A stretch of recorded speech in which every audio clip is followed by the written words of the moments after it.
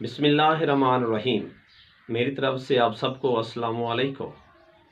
अल्लामा Iqbal open university से BA और ADA के तालिब इल्म जो परेशान थे वो ये वीडियो मुकम्मल सुने, इंशाअल्लाह उनकी परेशानी ख़त्म हो जाएगी। जैसा कि तमाम तालिब इल्म जानते हैं कि अल्लामा इकबाल ओपन यूनिवर्सिटी ने इस दफ़ा पेपर के तरीक़ेकार कुछ चेंज किए हैं, तब्दील किए हैं।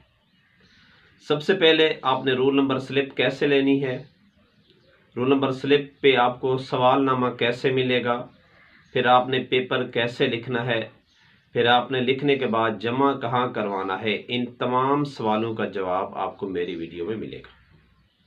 जो लोग मेरे चैनल पे नए हैं उनसे रिक्वेस्ट है कि वो मेरे चैनल सैयद गुलाम जाफिर शाह को सर्च करके सब्सक्राइब करें और साथ ही बेल आइकन पे क्लिक करें ताकि उनको मेरी आने वाली हर वीडियो बआसानी मिलती रहे।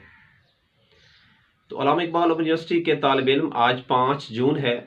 आज आपने नेट से अपनी रोल नंबर स्लिप डाउनलोड करनी है।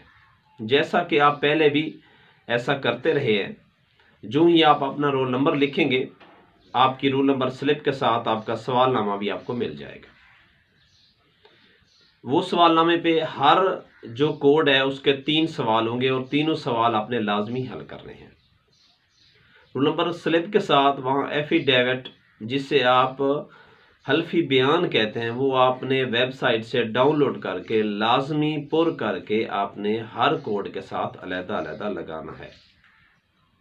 यानी अगर आप एक कोड का इम्तिहान दे रहे हैं तो आपने उसके साथ भी लगाना है, साथ दूसरे के साथ भी आपने लगाना है। ये पेपर आपने कैसे लिखना है, आप सादा कागज़ इस्तेमाल करके पेपर लिख सकते हैं। पेपर पे इतना फासला नहीं देना जैसा कि आप अक्सर इम्तिहान में देते हैं कि 2 लाइनें छोड़ के फिर लिखना है, 2 लाइनें छोड़ के फिर लिखना है। मुनासिब तरीके से पेपर लिखना है, अच्छी लिखाई से लिखना है, आराम से लिखना है, क्योंकि आपके पास 15 दिन हैं और आपने अपने कोड का पेपर हल करके वापस जमा करवाना है।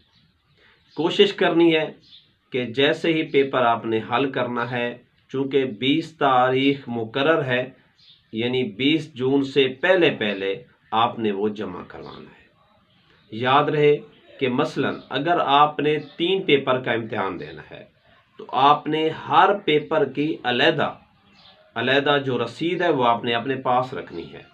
किसी टीसीएस से, एलसीएस से या पाकिस्तान पोस्ट ऑफिस से आपने रजिस्ट्री करवानी है। कोशिश करें कि पाकिस्तान पोस्ट ऑफिस से रजिस्ट्री करवाएं और उसकी रसीद अपने पास रखें। वो रसीद पे आपकी जो डेट है वो 20 जून से पहले की होनी चाहिए। 20 जून के बाद वाला आपका कोई पेपर कबूल नहीं किया जाएगा। अब आपको कैसे पता चलेगा कि हमने पेपर किसको भेजना है? जैसे ही आज आप रोल नंबर स्लिप अपनी निकलवाएंगे, उसके साथ आप जहाँ पे ट्यूटर सर्च करते हैं उसी तरीके से आप ट्यूटर इन्फॉर्मेशन पे जाएंगे। वहाँ पे जाके आप अपना रोल नंबर लिखेंगे। आपको जो ट्यूटर मिलेंगे उनसे रब्ता करके आपने उनके एड्रेस पे वो पेपर जमा करवाने हैं।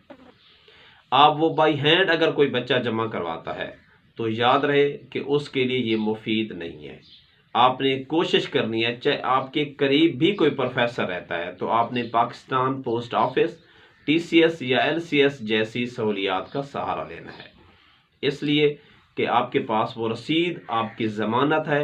कल को अगर कोई एतराज़ आ जाता है कि आपने पेपर तो दिया ही नहीं है, तो वो रसीद आपके पास प्रूफ है कि हमने ये पेपर जमा करवा दिया था।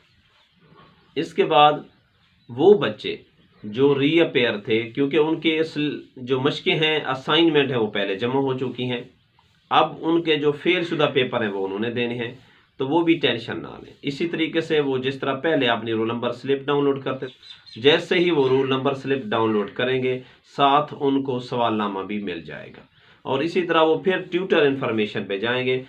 जैसे ही वो ट्यूटर इन्फॉर्मेशन पे जाएंगे वहाँ पे उनको वो ट्यूटर आपको मिल जाएगा। अगर ना मिले तो आप मुझसे रहनुमाई ले सकते हैं, मैं आपको ट्यूटर इन्फॉर्मेशन का पता करके दे दूँगा। इसके बाद पेपर किताब से नकल नहीं करनी। अगर हूबहू किताब से नकल किया गया पेपर हुआ तो आप पे केस भी बन सकता है, आपका पेपर कैंसिल भी हो सकता है। कोशिश करें कि आपने जो पेपर लिखना है वो खुद लिखें, आराम से लिखें, देखें 3 सवाल हैं। अगर आपके पास जितने कोड भी हैं तो आपके पास 15 दिन हैं। इन 15 दिनों में आप बाकी काम को साइड पे रख दें, सिर्फ और सिर्फ इन पेपर्स पे तवज्जो दें। ये आपके फ्यूचर का मसला है। ये बहुत ही आपको सहूलत मिली है कि आप घर बैठ के पेपर हल कर सकते हैं। नेट से डाउनलोड किया गया मवाद भी आपके लिए नाकाबिल कबूल होगा। आपने कोशिश करनी है कि ये नहीं है कि किसी बच्चे का पेपर हल करके आपने उसकी नकल करनी है। 2 पेपर अगर एक जैसे पकड़े गए तो वो उन दोनों पे केस भी बन सकता है और उनका पर्चा कैंसिल भी हो सकता है। उसके बाद आपने हर सफ़े पर जो पेपर आप लिख रहे हैं, हर सफ़े पर आपने रोल नंबर भी लिखना है, यानी जैसे उसको पेज नंबर भी देना है। मसलन आपने पहला सफ़ा मुकम्मल कर लिया, पेज नंबर 1, फिर कोशिश करें दूसरे सफ़े लिखने के बजाय तीसरा सफ़ा लिखें। फिर आपने उस पर पेज नंबर 2, इसी तरह page number 3, page number 4, page number 5, और आपने जो सवाल लिखना है वो भी आपने कोशिश करनी है कि ये नहीं है कि बस आपके पास जो वक्त मिल गया आपको तो लिखते जाएं। नहीं, 600 से 800 अल्फाज के दरमियान आपने सवाल को ख़त्म करना है। इससे ज़्यादा सवाल लिखेंगे तो आपको कोई फ़ायदा नहीं है।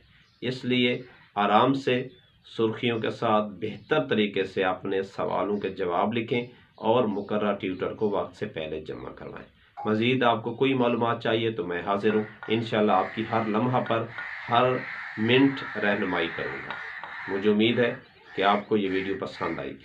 वीडियो पसंद आ जाए तो शेयर करनी है। मुझे अपनी दुआ में याद रखना है। अल्लाह।